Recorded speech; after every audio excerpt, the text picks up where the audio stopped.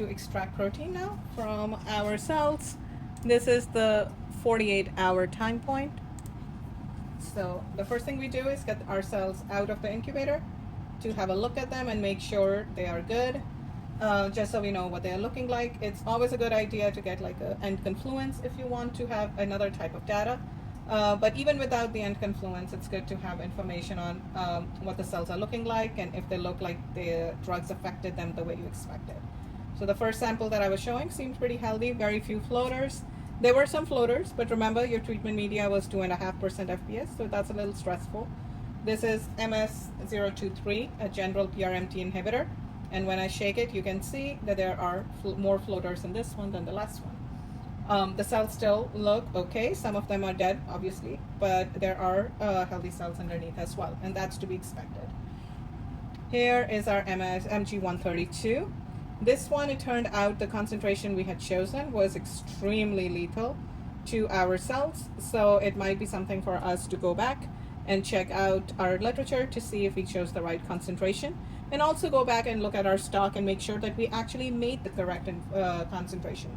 Maybe there was a mistake in our calculation or our stock that made this so lethal.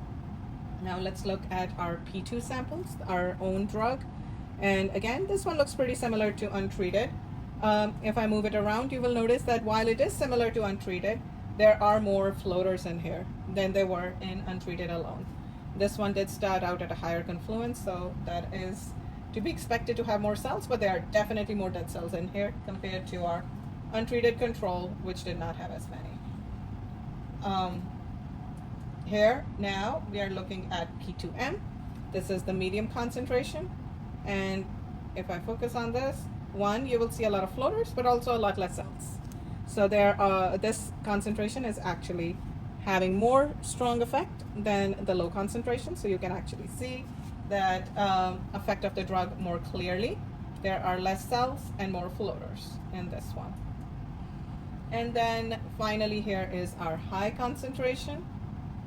And again, we see not as dramatic an effect, a change between medium and high, but definitely you see a lot less cells and you see more floaters. So our drug did indeed work the way we expected it. We do see an effect of cell toxicity on them, and we do see that there are cells that have died in response to it. So now we are ready to go ahead and collect our extracts.